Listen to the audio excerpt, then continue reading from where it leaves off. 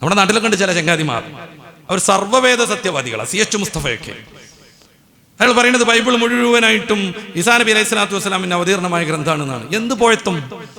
ക്രിസ്ത്യാനികൾക്ക് പോലും അത്തരം വാദമില്ല. രാജാവിനേക്കാൾ വലിയ രാജഭക്തി കാണിക്കലോ, പലരുടെയും ഇടയിൽ ഷെയിൻ ചെയ്യാൻ, പരിശുദ്ധ ഇസ്ലാമിന് ഉച്ചകൊടുക്കാൻ, മതദർശനങ്ങളെ തെറ്റിദ്ധരിപ്പിക്കാൻ വേണ്ടി രാജാവിനേക്കാൾ വലിയ രാജ്യഭക്തി കാണിച്ചുകൊണ്ട് ഷെയിൻ ചെയ്യാൻ ഇറങ്ങിയിരിക്കുകയാണ് CH മുസ്തഫയൊക്കെ. അവർക്ക് വാദമല്ല, ഈസാ നബിക്ക് ഇറങ്ങിയതാണിത്. നഹൽസിന്റെ മുസ്ലിം ചോദ്യങ്ങൾക്ക് ക്രിസ്തീയ മറുപടി എന്നുള്ള പുസ്തകം വായിക്കൂ. അദ്ദേഹം കൃത്യമായി പറയുന്നുണ്ട്, വഹയ് എന്ന രീതിയിലുള്ളതല്ല ബൈബിൾ എന്ന്. മീൻസ് ഈസാ നബി അലൈഹി സ്വലാത്തു വസ്സലാമിന് ഇറങ്ങിയതേ അല്ല എന്ന്. അതിന്റെ വർഷക്കണക്ക് ഞാൻ പറഞ്ഞല്ലോ. ഈസാ നബിയുടെ കുരിശ് സംഭവത്തിന് ശേഷം ഏകദേശം 1 നൂറ്റാണ്ടൊക്കെ ആയിട്ടാണ് ഇത് രചിക്കപ്പെടുന്നത്. എന്നിട്ട് പലജാതി പ്രശ്നങ്ങൾ അനുഭവിച്ചപ്പോൾ അയാൾ പറഞ്ഞു, ആദ്യത്തെ 4 സുവിശേഷങ്ങൾ മാത്രമാണ് ദൈവികം, ബാക്കിയുള്ള കത്തുകളും കമ്പികളും ഒക്കെ കുറേ ഉണ്ട്, അതൊന്നും ദൈവികല്ല.